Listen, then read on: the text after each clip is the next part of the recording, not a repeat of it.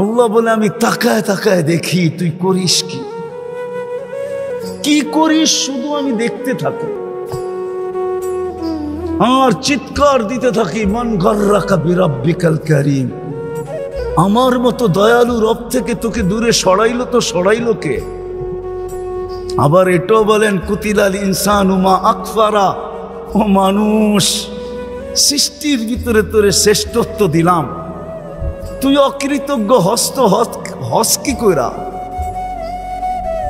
সব অকৃতজ্ঞ হয়ে গেলে মনকে বুঝানো যেত, যুক্তি ছিল যে আল্লাহ কোনো সৃষ্টির কোনো বিনিময় নাই, কোনো প্রতিদান নাই, কোনো জান্নাত নাই, কোনো জাহান্নাম নাই, আমাদের প্রতিদান আছে, প্রতিদান আমাদেরকে কিনবেন তো জান্নাত দিয়া কিনবেন। আল্লাহ ঘোষণা দিছে আমি জান্নাত দিয়ে কিনবো, কাগজ দিয়ে না,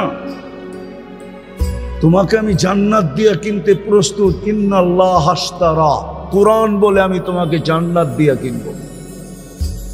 তোমার প্রতিদান আছে, তুমি সুবহানাল্লাহ বলতে দেরি, সৌরজগৎ অর্ধেক নেকি দিয়া ভরতে দেরি হয় না। অথচ সমগ্র সৃষ্টি জন্ম লগ্ন থেকে নিয়ে কিয়ামতের সকাল পর্যন্ত আল্লাহর গুণগান গাবে, গাইতেছে, গাইতে ছিল, গাইতে থাকবে। এক সেকেন্ডের জন্য বিমুখ হওয়া এদের জন্য সুযোগ নাই। লা ইয়াকফাল ওয়ালা ইয়ালতাফিত, এদিক ওদিক তাকানোরও সুযোগ নাই, বিমুখ হওয়ারও সুযোগ নাই। তারফাতা আইন, চোখের পলক ঝপতে যতটুকু সময় লাগে এতটুকু সময়ের জন্য। আল্লাহ বলে সবগুলা যদি জমা করি তোর এক সুবহানাল্লাহর সামনে বিন্দুও হবে না, বিন্দু। এত বড় বিনিময় দিতেছেন। আল্লাহ বলে তুই অকৃতজ্ঞ হলি কি করে? ওই আল্লাহর রহমতের ছোঁয়া আছে দেখা, নাইলে 5 বার ডাকে। কে ডাকে? নিজের জন্য ডাকে? আমার জন্যই তো ডাকে, আমাকে মূল্যায়িত করার জন্য, মূল্যবান বানানোর জন্যই তো ডাকে। যতটুকু শুনবো, যতক্ষণ শুনবো বা কথা যতক্ষণ চলে, পরিপূর্ণ মনোযোগ দিয়ে শুনবো, কেননা এটা আল্লাহর আদেশ। ইদা কুরিয়াল কোরআন ফাস্তামিউ, যখন কোরআনই কথা শোনো বা কোরআন শোনো, পরিপূর্ণ মনোযোগ দিয়ে শোনো। দ্বিতীয় আল্লাহর আদেশ হলো আনসিতু, পরিবেশটাকে বিলকুল নীরব আর নির্জুম রাখো। এই আদেশ সবার জন্য, দূরে বসেও যে শুনতেছে তার জন্য আদেশ, মনোযোগ দিয়া শোনো, পরিবেশটাকে নির্জুম রেখা শোনো। লাভ কি হবে? লাআল্লাকুম তুরহামুন, তাইলে কিন্তু আল্লাহর রহমতের ছোঁয়া লাগবে, ছোঁয়া। একটা উদাহরণ দিলে বুঝে আসবে ছোঁয়া লাগলে কি হবে। পরশ পাথরের যখন লোহাতে যখন পরশ পাথরের ছোঁয়া লাগে, তো লোহা কিসে রূপান্তরিত হয়? আরে বলেন না, স্বর্ণ, ঠিক না? কিন্তু আজ পর্যন্ত কোনো পরশ পাথরের অস্তিত্ব দুনিয়াতে কেউ পায় নাই। যদি পাইতো তাহলে দুনিয়ার কোনো না কোনো মিউজিয়ামে থাকতো। দুনিয়ার কোনো মিউজিয়ামে নাই, আজ পর্যন্ত কেউ পায় নাই। কিন্তু আমি মাইনা নিলাম যে এমন পাথরের অস্তিত্ব দুনিয়াতে আছে যেটাকে আমরা পরশ পাথর বলি। লোহায় ছোঁয়া লাগতে দেরি, সোনা হইতে দেরি হয় না। কিন্তু এটা নাই, এটা সত্য। রহমতের ছোঁয়া যার গায়ে লাগবে, কসম খোদা, সে সোনা হবে, এতে কোনো সন্দেহ নেই। আল্লাহর রহমতের ছোঁয়া লাগা আছে বিদায়ী আমরা বেঁচে আছি। রহমতের ছোঁয়া লাগা যদি না থাকতো তাহলে 2020-এ তো ভাবতেছিলাম কে কখন মরি, ঠিক না? এমনকি স্বামী কাশ দিলে স্ত্রী 10 মাইল দূরে, ঠিক না? স্ত্রী কাশি দিলে স্বামী 10 মাইল দূরে, ঠিক না? এমনকি সন্তান পর্যন্ত কাশি দিলে মা বাবা কাইপা উঠছে, ঠিক না? যে করুণা হইল কিনা, ঠিক না? সত্য তো? হ্যাঁ, বেঁচে আসি কি করে? রহমতের ছোঁয়ার কারণে বেঁচে আসে, নাইলে বাঁচার কোনো ব্যবস্থা আমাদের জন্য ছিল না। আমি দেখাবো আপনাদেরকে, আমার কথায় সুর হবে না তো, কিন্তু মনোযোগ দিলে বুঝে আসবে। রহমতের ছোঁয়া আছে বিদায় আমরা বেঁচে আছি। যুবক, রহমতের ছোঁয়া আছে দেখা তুমি বেঁচে আসো, নাইলে 1 সেকেন্ড বাঁচার ক্ষমতা ছিল না আমাদের। রহমতের ছোঁয়ায় শুধু বাঁচায় রাখছেন, এটাই পরশ পাথর। আমার জীবনের একটা কাহিনী মনে উঠলো, এই জন্য বলতেছি, দেখি যোগসূত্র মিলে কিনা। আমি 6 বার গেছি ক্যামেরুন। এবার ক্যামেরুন হয়তো অনেকে চিনেন না, ওয়ার্ল্ড কাপ ফুটবলের টিম আছে ওদের। আমি 6 বার গেছি ওই দেশে। ওই দেশে 250 কিলোমিটার জায়গা আছে, জঙ্গল। ওইখানে 1.5টা মানুষ বাস করে, একবারে এতটুকু শর্ট ফিগার। ওরা কোনো জমিনে বাস করে না, ওরা জঙ্গলে গাছে মাচান বানায়, ওই মাচানে বাস করে। মাচান বুঝেন তো? ওটাতে বাস করে ওরা। আর দীর্ঘদিন ধরে এটা ফ্রান্সের আন্ডারে ছিল। ফ্রান্স ওদেরকে সভ্য বানানোর বহু চেষ্টা করছে, আজ পর্যন্ত করে নাই, করতেছে বটে। সারাদিন প্রজেক্টরে ওদেরকে সভ্য বানানোর দেখায়, কেননা ওইখানে অনেক ভাষা আছে, কিন্তু মেইন ভাষা হলো ফ্রান্সিসি। তো ওদেরকে সারাদিন সভ্য হওয়ার প্রজেক্টরে দেখায়। ওদের কাছে ছোট ছোট দাও আছে সবার সাথে, আর কাপড় অতটুকু আছে যেটা না বললেই নয়। কি কি কোনো মতে ডাইকা রাখছে আর কি। আমি 6 বার গেছি, তো সভ্য আজ পর্যন্ত একটাও বানাইতে পারে না। ওরা সারাদিন প্রজেক্টরে দেখে, বিকালবেলা আসলে দাও দিয়া সব কাইটা ফাইটা ছিঁড়া মিরা আবার ওই মাচানে যায় ওঠে। তো শেষবার যখন আমি গেছি ওইখানে ইস্তেমায়, তা আমাদের ইস্তেমায় 1-150 আসছে। বোঝেন না? 1.5টা এটা আবার পড়ছে পাগড়ি, রাখছে বড় বড় দাড়ি, গায়ে দিছে জুব্বা, আবার মেসওয়াকও আছে যাবে ওর চেয়ে বড়। মেসওয়াক তো 1 বিঘা হইতে হয় না। আমাকে ফ্রান্সিসি সাংবাদিক জিজ্ঞাসা করতেছে যে, আচ্ছা আমরা তো এতদিন চেষ্টা করলাম, একটাকেও তো সভ্য বানাইতে পারলাম না, তোমরা এগুলাকে সভ্য বানাইলে কি কইরা? পাগড়ি, জুব্বা, দাড়ি, মেসওয়াক, ঠিক না? সবটি হাঁটে একসাথে, 1-150 লাইনে হাঁটতেছে। তো ওই ইস্তেমার সবচেয়ে মজা ছিল ওদের দৃশ্যটা। আমার কাছে একজনে নিয়ে আসছে ফ্রান্সিসি সাংবাদিক, যে এডিরে সভ্য বানাইলা কেমনে? আমি ওরে বলতেছিলাম, দেখ আমাদের কাছে একটা পরশ পাথর আছে। কি? ও বলে পরশ পাথর আবার কি? আমি ওকে বুঝাইলাম যে আমাদের দেশের প্রবাদ বাক্য আছে, এরকম একটা পাথর নাকি দুনিয়াতে আছে যেটা লোহায় লাগাইলে সোনা হয়ে যায়। তো হাসি দিয়া বলতেছে, এমন কোনো পাথর তো দুনিয়াতে নাই। আমি কই, তুই 2 সেকেন্ডের জন্য মাইনা নে, 2 মিনিটের জন্য, যে এমন একটা পাথর আছে।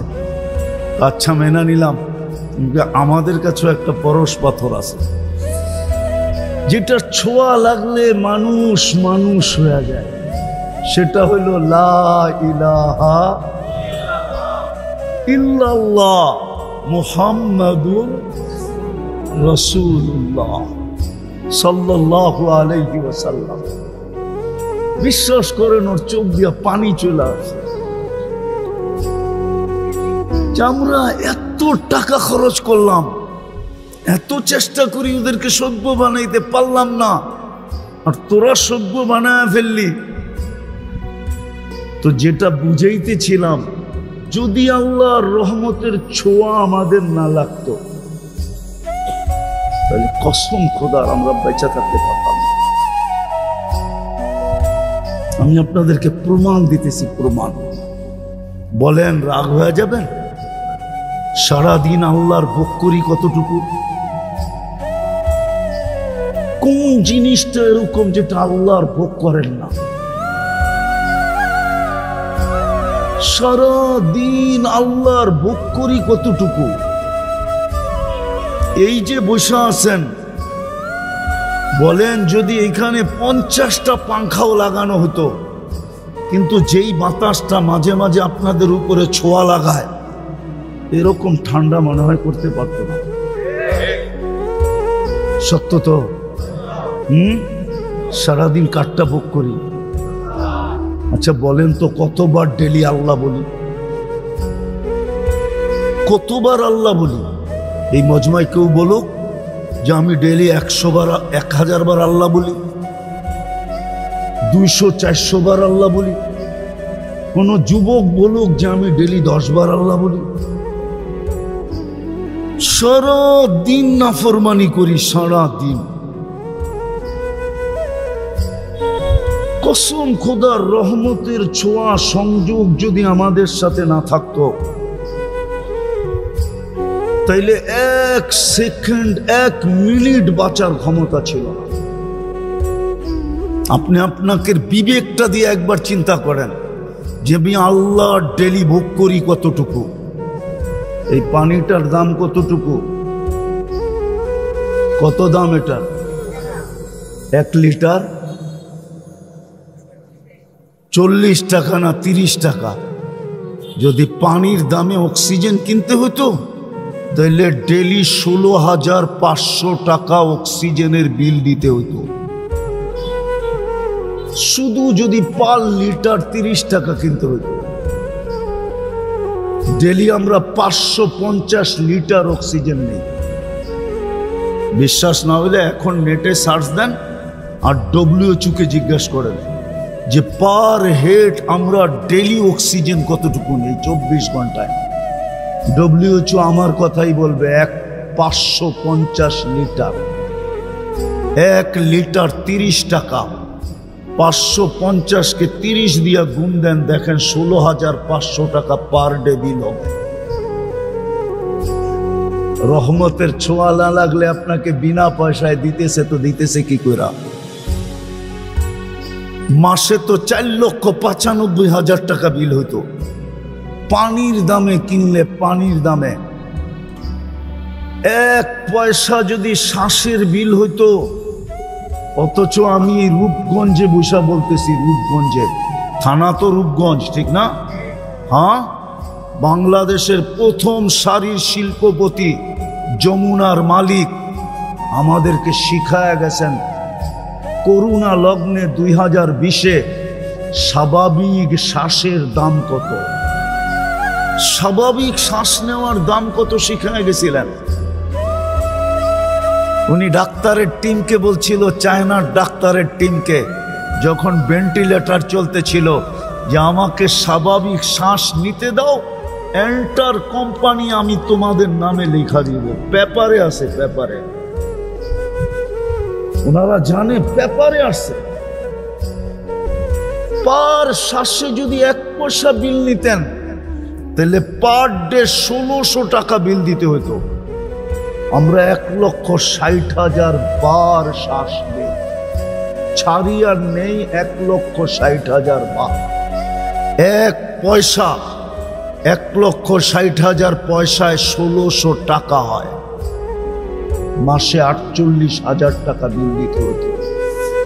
রহমতের ছোঁয়া যদি না লাগতো, রহমত যদি আমার সাথে সংযুক্ত আমাদের সাথে না হইতো, তাহলে কোনো দিন আল্লাহ আমাদেরকে শ্বাস নিতেন না। 24 ঘন্টা নাফরমানি, আর শ্বাস নিবে আল্লাহ, ওই আল্লাহ যিনি পাওয়ারফুল। আল্লাহ তো দৃষ্টি আকর্ষণ করছে, আমার পাওয়ার দেখবি। আল্লাহ পাওয়ার শুনাইছে, ওয়াযাতু আমরি আলাস সামাওয়াতি ফাস্তাকাল্লাত, আমি হুকুম অর্ডার রাখতে দেরি, আকাশ স্থির হইতে দেরি করে নাই। শুধু হুকুম দিয়া দাঁড় করায় দিছি। 6টা 7টা সাবআ সামাওয়াতিন তিবাকা, একের থেকে একটার পর একটা 7টা। আবার দূরত্ব কতটুকু? 500 বৎসরের রাস্তা।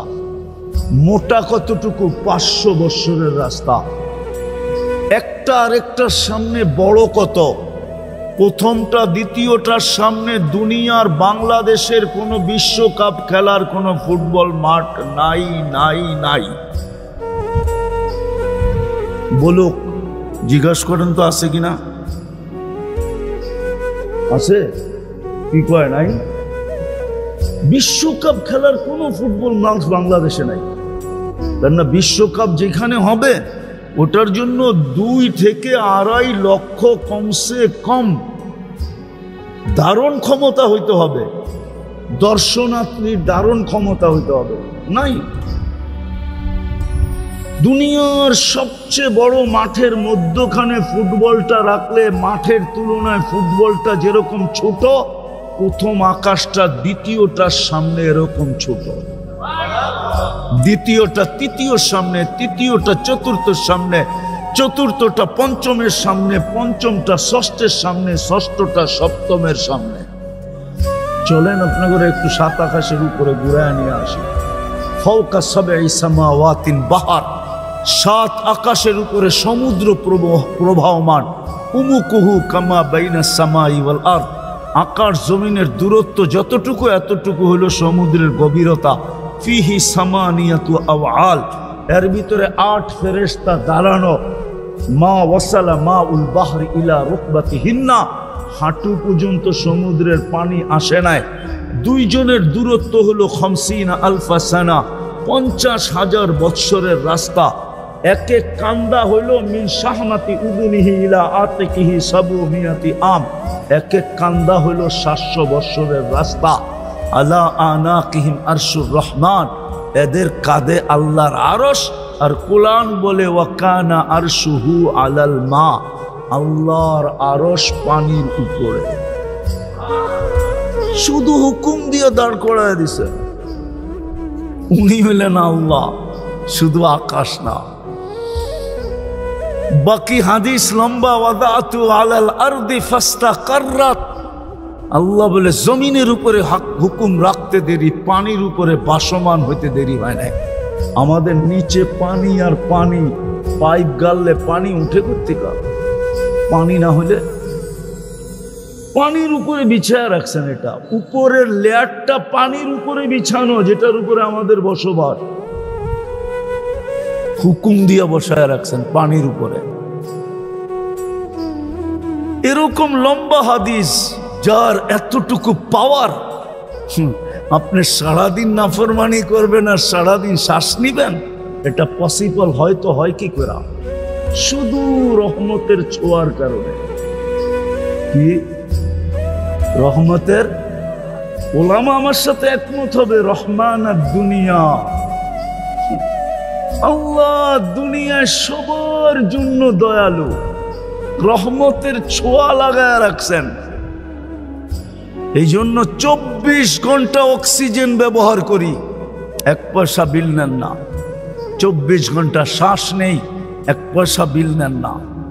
24 ঘন্টা সেবা দিতেছেন, 1 পয়সা বিল নেন না। আমি শরীরটাকে খুলতে পারি আর মিলায়া দিতে পারি বর্তমান প্রযুক্তির সাথে। যে বিল দিয়ে এটা চালাইতে হইলে, প্রযুক্তি দিয়ে চালাইতে হইলে আমি মিলাইতে পারবো। ডেলি 1 কোটি টাকা আপনাকে ব্যয় করতে হইতো, যদিও সবচেয়ে কম দাম ধরি। কসম খোদা, মিলায় দেওয়া যাবে। শিক্ষিত মানুষ ওনারা, আমি বুঝাইতেছি আপনাদেরকে। ডেলি 80,000 বার আপনার আমার ভিতর থেকে কার্বন ডাই অক্সাইড বাইর করে। কতবার? 80,000 বার আপনি শ্বাস নেন, অক্সিজেন যায়। 80,000 বার শ্বাস ছাড়েন, কার্বন ডাই অক্সাইড বাইরে। দুনিয়াতে কোনো মেশিন বাহির হয় না এখনো। বিজ্ঞানের হাত ওই পর্যন্ত লম্বা হয় না যে কোনো মেশিন আবিষ্কার করছে কারো ভিতরে যদি কার্বন ডাই অক্সাইড জমা হয়ে যায় মেশিন দিয়ে এটাকে কিউর করবে। রব্বে কাবার কসম, এখন পর্যন্ত কোনো মেশিন আসে না। বলুক ওনারা আসছে কিনা, এখন সার্চ দিয়া বলুক, বিজ্ঞানকে জিজ্ঞাসা করুক, আসে নাই। আল্লাহ ডেলি 80,000 বার আমাদের ভিতর থেকে কার্বন ডাই অক্সাইডকে বের করে। 24 ঘন্টা যদি বাহির না করে তো 25তম ঘন্টায় আপনার জানাজা হবে, এতে কোনো সন্দেহ নাই।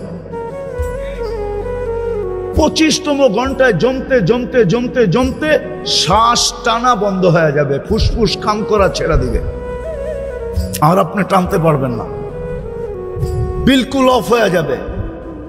তো যেটা বুঝাইতেছিলাম, রহমতের ছোঁয়া লাগলে লাগা আছে বিদায় আমরা এখনো বেঁচে আছি, এখনো চলতেছি।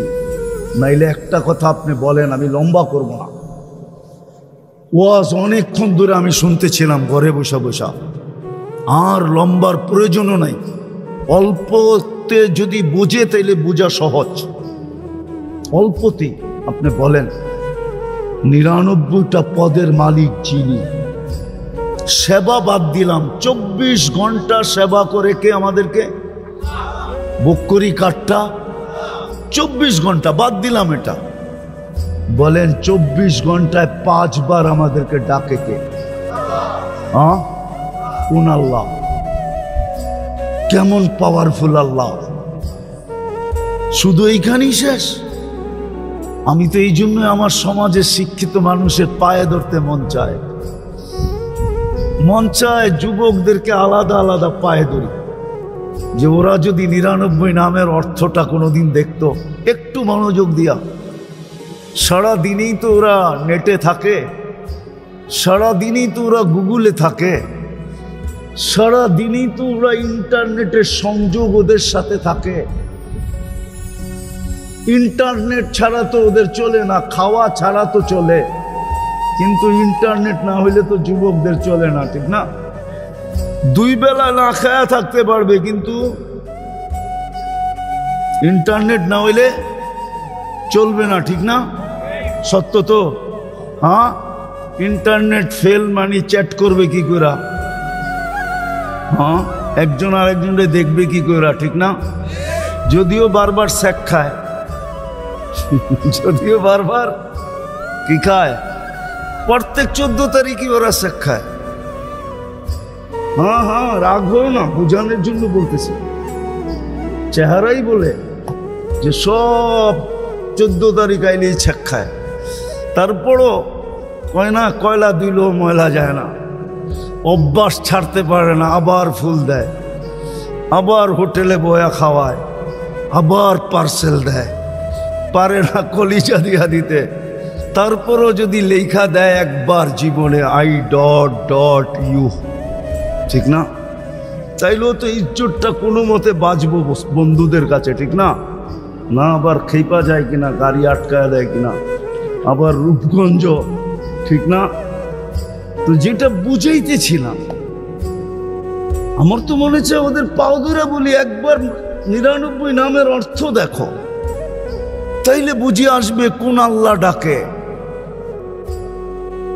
99 সিফতের মালিক শুধু আল্লাহ না, যিনি রহমান, যিনি রহিম, যিনি মালিক, যিনি কুদ্দুস, যিনি সালাম, যিনি মুমিন, যিনি মুহাইমিন, যিনি আজিজ, যিনি জব্বার, যিনি মুতাকাব্বির, খালিকুল বারিউল মুসাব্বিরুল গফফারুল কহ্হারুল ওয়াহ্হাবুর রাসাকুল ফাত্তাহুল আলিমুল কাবিদুল বাসিতুল খাফিদুর রাফিউল মুইজ্জুল মুদিল্লুস সামিউল বাসিরুল হাকামুল আদলুল লতীফুল খবীরুল হালিমুল আযীমুল গফুরুশ শাকুরুল আলিয়ুল কবীরুল হাফিজুল মুকিতুল হাসিবুল জলিলুল করিমুর রকিবুল মুজিবুল ওয়াসি আল হাকিমুল ওয়াদুদুল মাজিদুল বাঈসুশ শাহীদুল হাক্কুল ওয়াকিলুল কবিয়্যুল মাতিনুল ওয়ালিয়্যুল হামিদুল মুসি আল মুবদি আল মুঈদ আল মুহয়ি আল মুমীত আল হাইয়্যু আল কাইয়্যুম আল ওয়াজিদ আল মাজিদ আল ওয়াহিদ আল আহাদ আস সামাদ আল কাদির আল মুক্তাদির আল মুকদ্দম আল মুআক্খার আল আউয়াল ওয়াল আখির আল যাহির ওয়াল বাতিন আল ওয়ালি আল মুতাওয়ালি আল বাররু তাওয়াবুল মুনতাকিম আল আফু আর রউফ মালিক আল মুলক যাল জালালি ওয়াল ইকরাম المقسط والجامع والغني والمغني المانع الضار النافع النور الهادي البديع والباقي الوارث الرشيد الصبور جل جلاله যিনি 99টা পদের মালিক উনি ডাকে না আসে তো না আসে কি কইরা অথচ 24 ঘন্টা ভোগ করে ওনারটা সার্ভিস দিতেছেন 24 ঘন্টা ফ্রি উনি রহমতের ছোঁয়া লাগছে দেখেই তো এই অবস্থা রহমতের ছোঁয়া না লাগলে একদিনও পারতেন না হ্যাঁ এই জন্যই তো ওলামা লিখতে বাধ্য হয়েছে রহমান আর দুনিয়া হায় দুনিয়ার সবাইকে রহমতের ছোঁয়া দিয়া দিছেন কিচ্ছু বলেন না শুধু এতটুকু বলে নাযিরুন কাইফা তা'মালুন আল্লাহ বলে আমি তাকায় তাকায় দেখি তুই করিস কি করিস শুধু আমি দেখতে থাকি আর চিৎকার দিতে থাকি মান গাররাকা বিরাব্বিকাল কারীম আমার মতো দয়ালু রব থেকে তোকে দূরে সরাইলো কে আবার এটাও বলেন কুতিলাল ইনসানু মা আকফারা ও মানুষ সৃষ্টির ভিতরে তোরে শ্রেষ্ঠত্ব দিলাম তুই অকৃতজ্ঞ হস কি কইরা সব অকৃতজ্ঞ হয়ে গেলে মনকে বুঝানো যেত যুক্তি ছিল যে আল্লাহ কোনো সৃষ্টির কোনো বিনিময় নাই কোনো প্রতিদান নাই কোনো জান্নাত নাই কোনো জাহান্নাম নাই আমাদের প্রতিদান আছে প্রতিদান আমাদেরকে কিনবেন তো জান্নাত দিয়া কিনবেন আল্লাহ ঘোষণা দিছে আমি জান্নাত দিয়া কিনবো কাগজ দিয়া না তোমাকে আমি জান্নাত দিয়া কিনতে প্রস্তুত ইন্নাল্লাহ হাশতারা কোরআন বলে আমি তোমাকে জান্নাত দিয়া কিনবো তোমার প্রতিদান আছে তুমি সুবহানাল্লাহ বলতে দেরি সৌরজগৎ অর্ধেক নেকি দিয়া ভরতে দেরি হয় না অথচ সমগ্র সৃষ্টি জন্মলগ্ন থেকে নিয়ে কিয়ামতের সকাল পর্যন্ত আল্লাহর গুণগান গাবে গাইতেছে গাইতে ছিল গাইতে থাকবে এক সেকেন্ডের জন্য বিমুখ হওয়া এদের জন্য সুযোগ নাই লা ইয়াকফাল ওয়ালা ইয়ালতাফিত এদিক ওদিক তাকানোর সুযোগ নাই বিমুখ হওয়ারও সুযোগ নাই তারফাতা আইন চোখের পলক ঝপতে যতটুকু সময় লাগে এতটুকু সময়ের জন্য আল্লাহ বলে সবগুলা যদি জমা করি তোর এক সুবহানাল্লাহর সামনে বিন্দুও হবে না বিন্দু এত বড় বিনিময় দিতেছেন আল্লাহ বলে তুই অকৃতজ্ঞ হলি কি করে ওই আল্লাহর রহমতের ছোঁয়া আছে দেখা নাইলে 5 বার ডাকে কে ডাকে নিজের জন্য ডাকে আমার জন্যই তো ডাকে আমাকে মূল্যায়িত করার জন্য মূল্যবান বানানোর জন্যই তো ডাকে এত সুন্দর হইল কি কইরা তো সমগ্র সৃষ্টি বানানোর পরে মানুষ যখন বানাইছেন তো আল্লাহ নিজেই ভাবতেছেন এত সুন্দর সর্বদিকে শ্রেষ্ঠত্বের মুকুট আর কার মাথায় দিব তোর মাথায় দিয়া দিব শ্রেষ্ঠত্ব যখন দিলাম তো দুনিয়ার কাকে দিব তোকেই দিয়া দিলাম আল্লাহ দুনিয়া দিলেন আখেরাত আল্লাহ বলে দুনিয়াই যখন দিয়া দিলাম আখেরাত আর কি করবো এটাও তোকে দিয়া দিলাম যখন দুটোটাই দিলাম তো বাকি সৃষ্টি আর কি করব ওটা তোর অধীন করে দিলাম এই জন্য ফেরেশতা আমাদের অধীন ফেরেশতা আমাদের অধীন এই শরীরটা ফেরেশতা দ্বারা পরিচালিত প্রযুক্তি দিয়া যদি পরিচালিত হইতো তাইলে একজনের বডি পরিচালনা করার জন্য বিরাট বড় একটা প্রজেক্ট লাগতো। দেখামু দুই একটা দেখামু। খাওয়া যখন মুখের কাছে নেন তো ঘ্রাণ কে বলে? কে?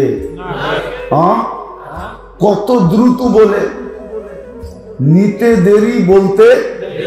আচ্ছা, এটা যদি প্যাথোলজি সেন্টারে টেস্ট করতে হতো তাহলে ওনাকে জিজ্ঞাসা করেন তো টাইম কত নিত? সামান্য একটা টেস্ট হইতে করতে আজকালকার অনেক সময় নিয়ে নেয়, ঠিক না? হ্যাঁ, তাহলে সিরিয়াল কত লম্বা দিতে হতো, টাকা কত খরচ হতো। মনে হয় বুঝাইতে পারি না। গেল গ্রানেরটা, গ্রান বইলা দিল মুখে যাবে, এখনো আরো 3 বার চেকিং বাকি। গ্রান বইলা দিল যে মুখে যাবে, সর্বপ্রথম জিহ্বা টেস্ট করলো স্বাদ ঠিক আছে কিনা।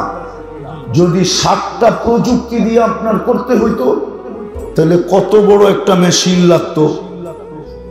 ওটাকে চালানোর জন্য অপারেটর লাগতো, কতক্ষণ সময় নিত। জিহ্বা তো টাচ করতে দেরি, বলতে দেরি করে না, স্বাদ ঠিক আছে, পেটে যাবে। কিন্তু তারপরও পেটে যায় না, আবার দাঁত চেক করে কোনো কণা জাতীয় কিছু আছে কিনা।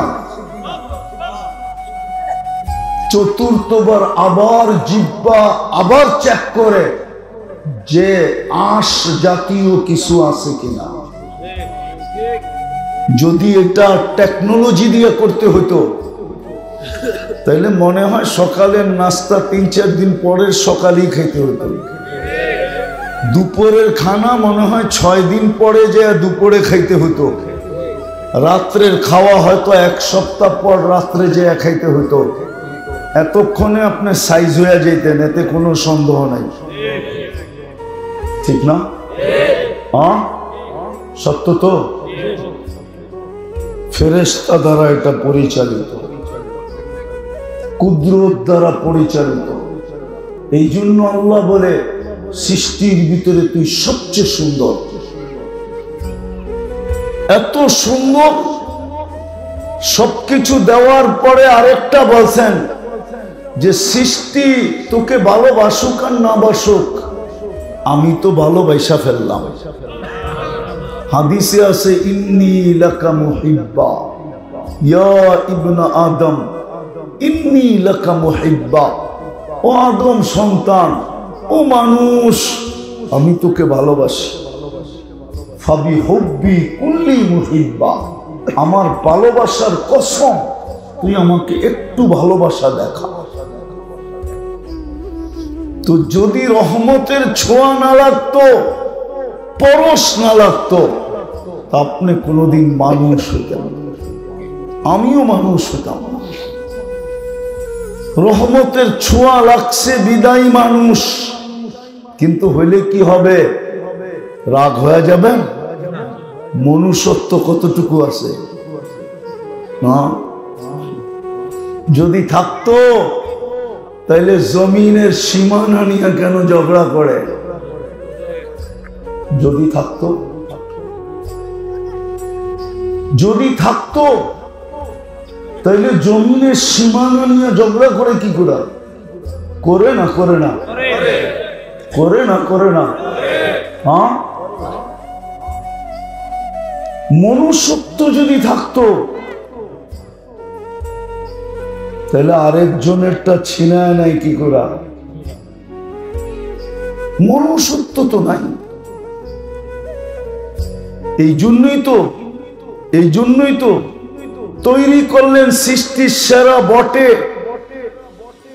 আমি 2-4টা আপনাদেরকে দেখাইছি, সারা রাত্র দেখানো যায়। সৃষ্টির শ্রেষ্ঠত্বের মুকুট তো দিলেন মাথায়, যেই জিন মানুষটা সর্বদিকে শ্রেষ্ঠ, যার কোনো তুলনা হয় না, ওই মানুষটাকে আল্লাহ জানোয়ার বললেন। তো বললেন কেন? কেননা যখন মনুষ্যত্ব নাই, আল্লাহ বলে তাইলে তুই জানোয়ার না তো কি? উলাইকা কাল আনআম।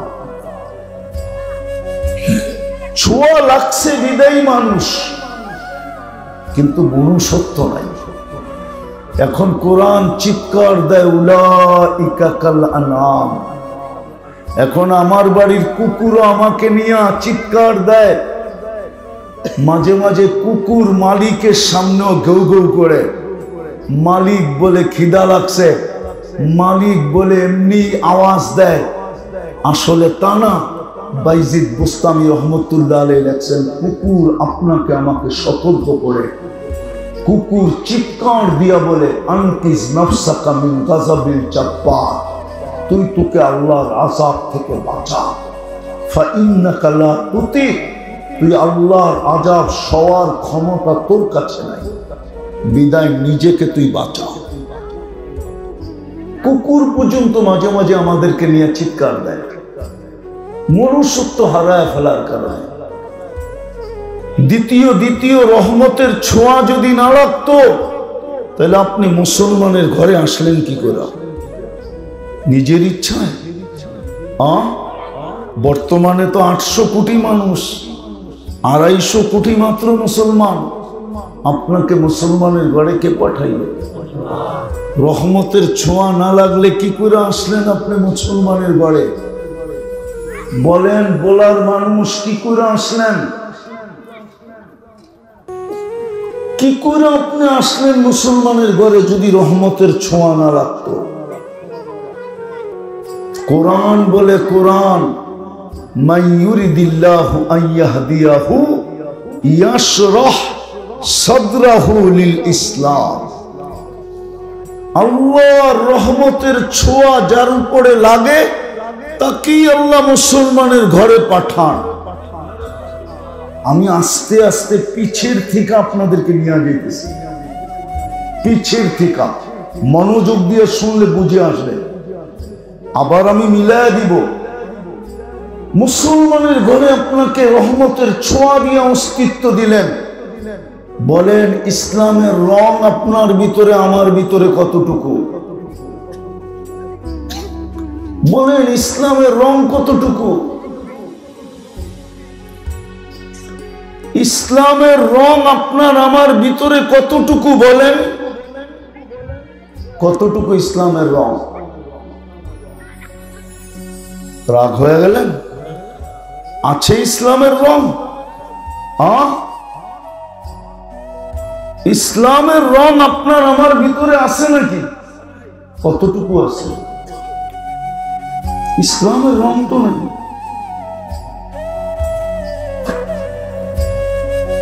ইসলামের রং তো আপনার আমার ভিতরে নাই।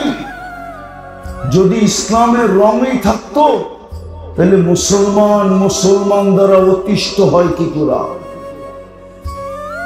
হাদিস তো বলে, আল মুসলিম মান সালিম আল মুসলিমুন।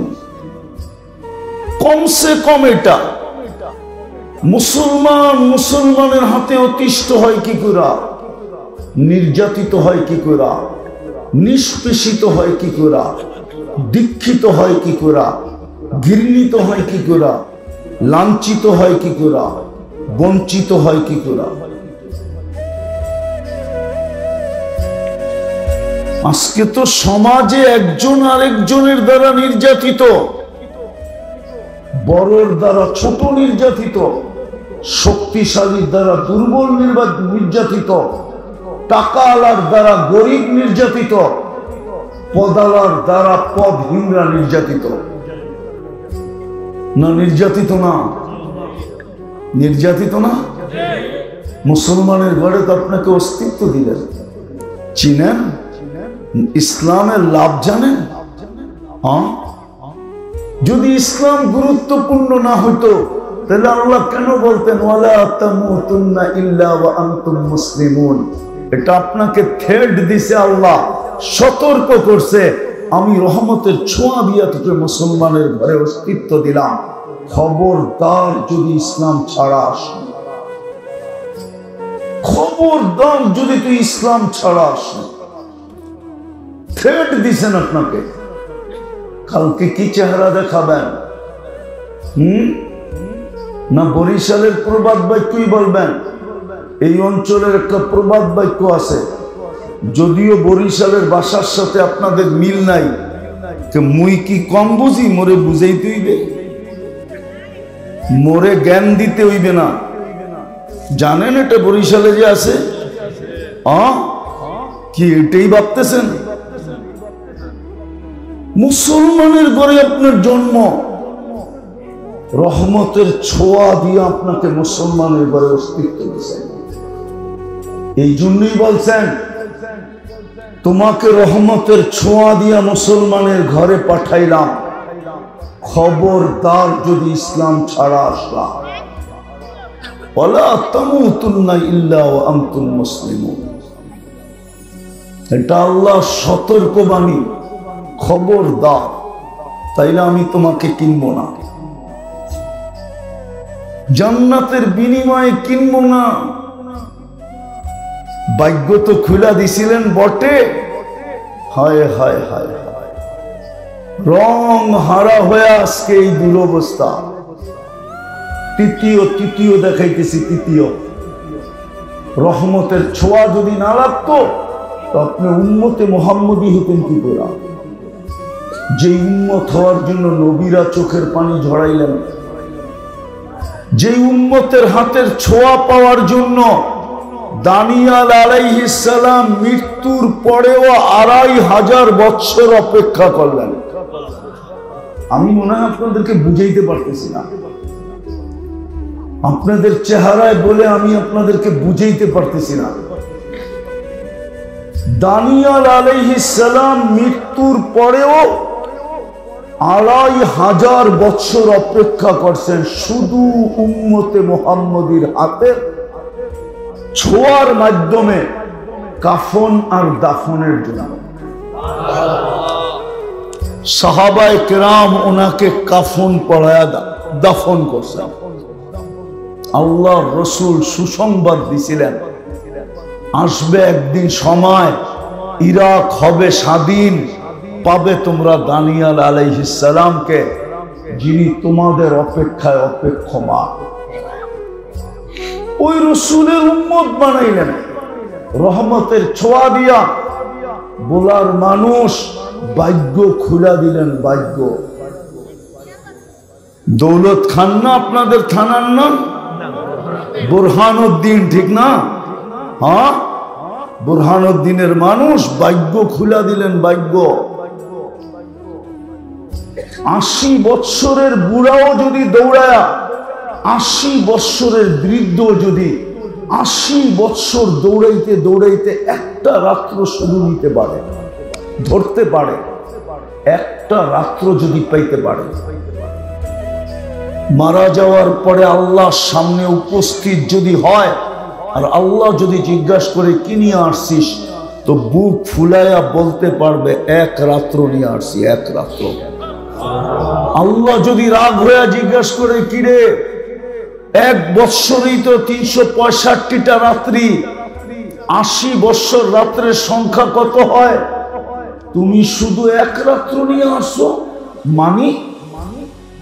আবারও চিৎকার দিয়া বলতে পারবে এক রাত্রই তো 83 বৎসর 4 মাস।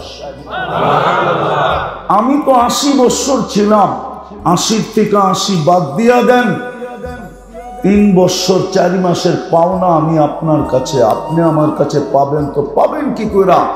আপনি কি কোরআনে বলেন না লাইলাতুল কদরি খায়রুম মিন আলফি শাহর? আপনার এই ভাগ্য খুললো কিভাবে? মুহাম্মদুর রাসূলুল্লাহর উম্মত হওয়ার কারণে। রহমতের ছোঁয়া দিয়ে তো আপনাকে উম্মত বানাইলেন।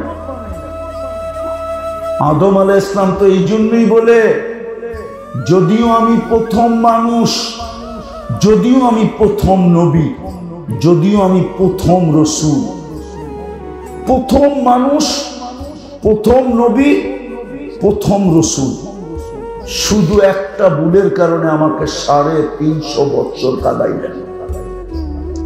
জান জান জান, বুরহানুদ্দিনের উলামাদেরকে জিজ্ঞেস করেন, বোলার ওলামাদেরকে জিজ্ঞাসা করেন কতদিন কাদাইছেন, শুধু ভুলের কারণে, গুনাহ না ভুল, 350 বছর কাদায় মাফ করছেন। কিন্তু আপনার ভাগ্য এরকম খুলছেন, সারাদিন গুনাহ করে, রাত্রে আল্লাহ টাইকা টাইকা মাফ করা দেয়। বিশ্বাস হয় না? না মনে হয় না, হয়। এই জন্যই তো ইমাম বুখারী রহমতুল্লাহ আলাইহি লেখছেন, রাতের 3 ভাগের 1 ভাগ যখন অতিবাহিত হয়ে যায়, আল্লাহ প্রথম আকাশে আইসা ডাকতে থাকে, হাল মিন মুস্তাগফির ফাগফির আলা, কে আসিস মাপ চাবি আমি মাফ করে দেব। কিন্তু আফসোস তো এইখানে, জানি না এই মজমায় কেউ আছে কিনা যে ঘুমানোর সময় হাত উঠায় ঘুমায়। একজনও তো মনে হবে না, একজনও মনে হয় নাই যে ঘুমানোর সময় হাত দুইটা উঠায় ঘুমায়। এই ভাইবা যে উঠাইলে সকাল হবে, না উঠাইলে পরকাল হবে, বিদায় আমি ঘুমাইতে চললাম, তওবা করে ঘুমাইলাম। হাত দুটা উঠায় তওবা করে এই মজমায় একজনও মনে হয় নাই। রাগ হয়ে গেলেন? উচিত কি ছিল না? হ্যাঁ, নাই বুরহানুদ্দিন এরকম কোন নারী যে এখনো আঁচল দিয়ে চোখের পানি মোছে আর বারবার বলে ঘুমাইলা আর উঠল না, রাত্রে ঘুমাইলো আর উঠল না? নাই এরকম সন্তান বুরহানুদ্দিনে যে এখনো চোখের পানি মুছে আর বলে বাবা ঘুমাইলো আর উঠল না? নাই এরকম কোন বাবা যে সন্তান ঘুমাইলো আর উঠল না? উচিত তো ছিল হাত দুটা উঠায় ঘুমানো। কপাল তো খুলে দিছিলেন, কিন্তু আফসোস, রহমতের ছোঁয়া লাগলে তো লাগলে কি হবে, সোনা বানাইলে তো বানাইলে কি হবে, নবীর আদর্শ তো আমাদের ভিতরে নাই। শাফাতের আশা তো সবাই রাখি, ঠিক না? এত সস্তা। এই জন্যই তো ইমাম বুখারী লেখছেন, আমি লিখি নাই, ইমাম বুখারী রহমতুল্লাহ আলাইহি লেখছেন, কবরের সর্বপ্রথম প্রশ্ন, কবরের মেইন প্রশ্ন, কবরের মৌলিক প্রশ্ন, প্রথম যেটা, একটার ভিতরে 3টা ঢুকানো, ফেরেশতা জিজ্ঞাসা করবেন, মা কুনতা তাকুলু ফি হাদার রাজুলি মুহাম্মাদিন। বুখারী শরীফে আছে কিতাবুল জানায়েজ, এক পারার ভিতরে হাদিস 2 বার আছে।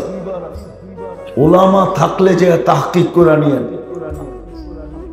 প্রথম জিজ্ঞাসা করবে ওই ব্যক্তির আদর্শে কতটুকু আদর্শবান ছিলাম। এক রাত্র ধরতে পারলেই 83 বছর 4 মাস হতো। রাত্রে হাত, আমি ডাইকা ডাইকা তোমাকে মাফ করতে চাই, মাফ করতে চাইছিলাম, তুমি হাত উঠাইতে দেরি, আমি মাফ করতে দেরি করতাম না।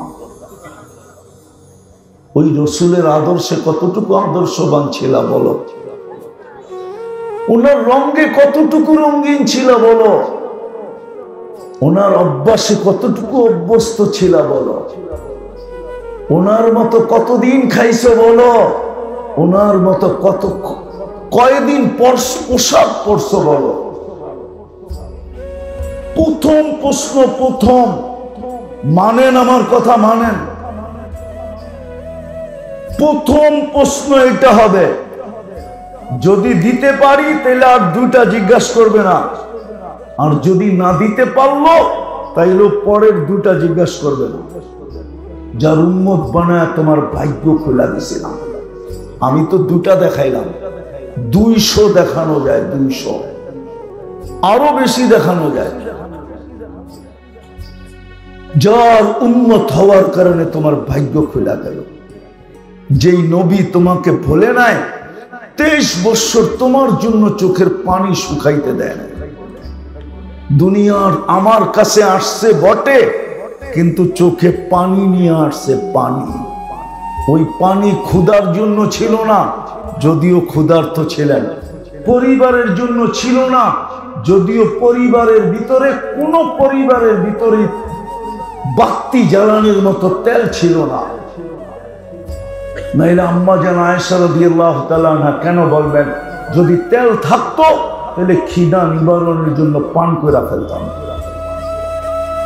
হাসান হুসাইনের জন্য ছিল না, আলী ফাতেমার জন্য ছিল না, উম্মতের জন্য চোখে পানি ছিল। যিনি এখনো কাঁদেন, এখনো কাঁদেন উম্মতের জন্য। আবুল সামরকান্দি রহমতুল্লাহ আলাইহি লেখছেন, কবর থেকে উঠবে, কানতে কানতে উঠবে, আর বলতে বলতে উঠবে, জিবরিল আইনা উম্মতি, ময়দান তো খালি, উম্মত কোথায়? কোথায় লুকাইলা উম্মতকে? ময়দান তো খালি। জিবরিল কসম খায় সান্ত্বনা দিল, মা শাক্কাল আরদা আহাদুন ইল্লা আনতা, আপনি ব্যতীত জমিনের উপরে কেউ ওঠে নাই, শান্ত হন।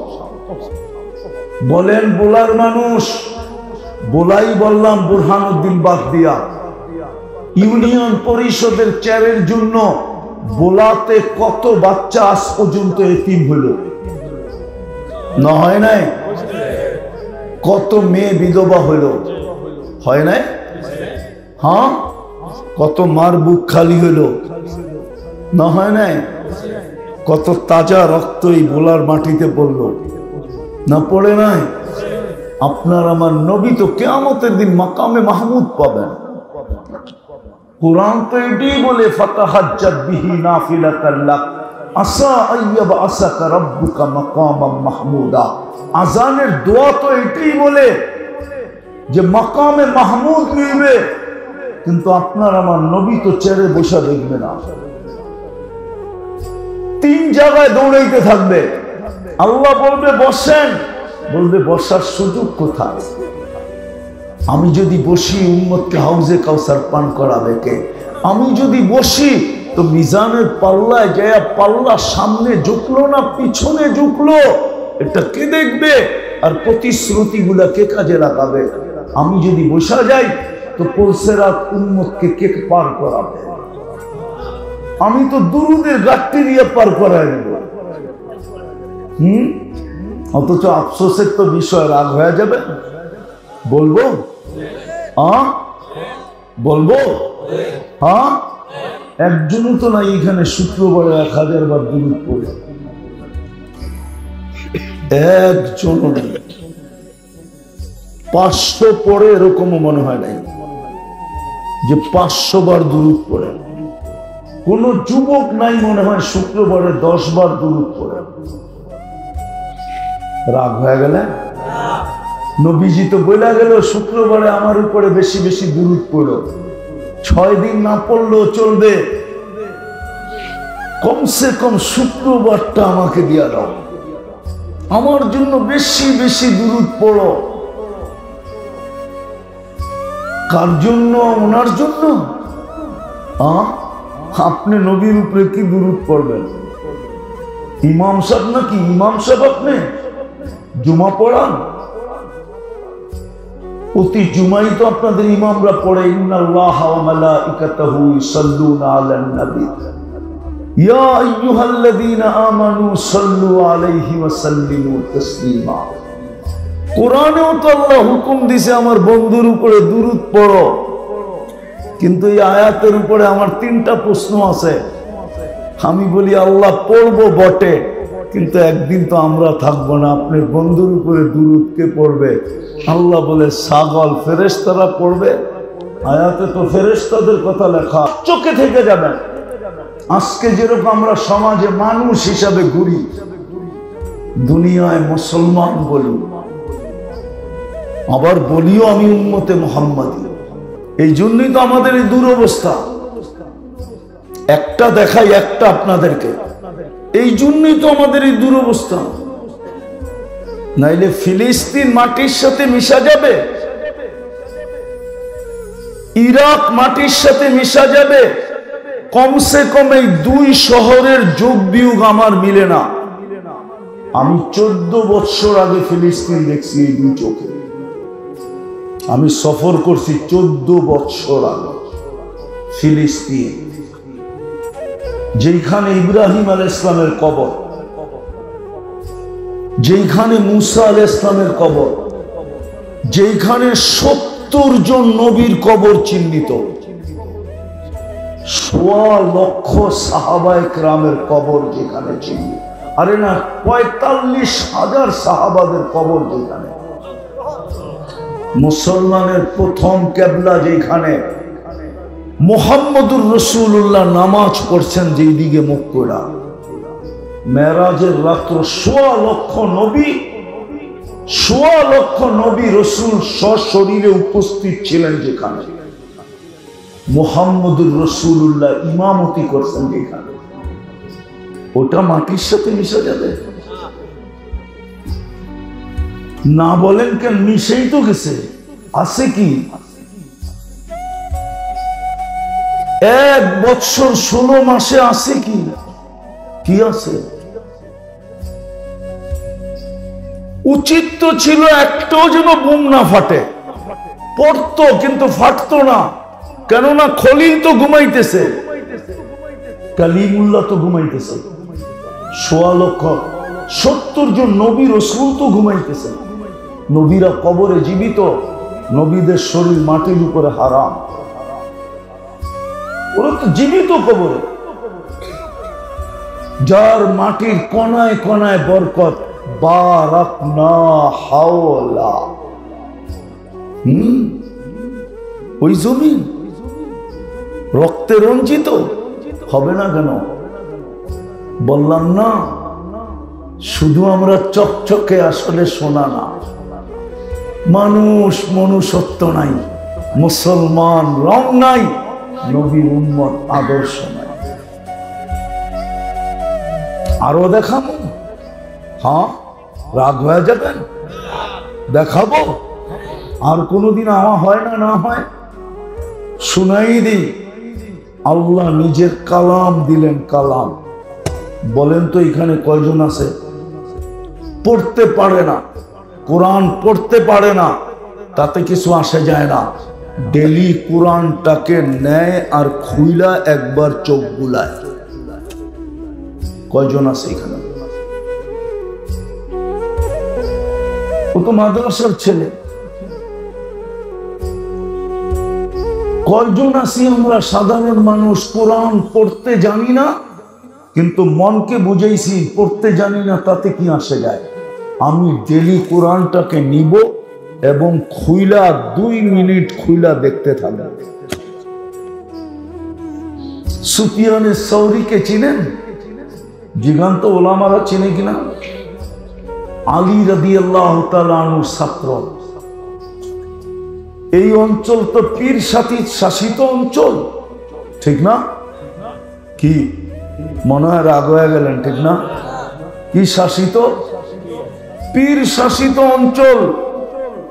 4 তরিকা যার কাছ থেকে আসছে, কাদেরিয়া, চিশতিয়া, নকশবন্দিয়া, মুজাদ্দিদিয়া, এই 4 ঝর্ণা যার ভিতর থেকে বাহির হয়েছেন, ওনার নাম সুফিয়ানে সৌরি।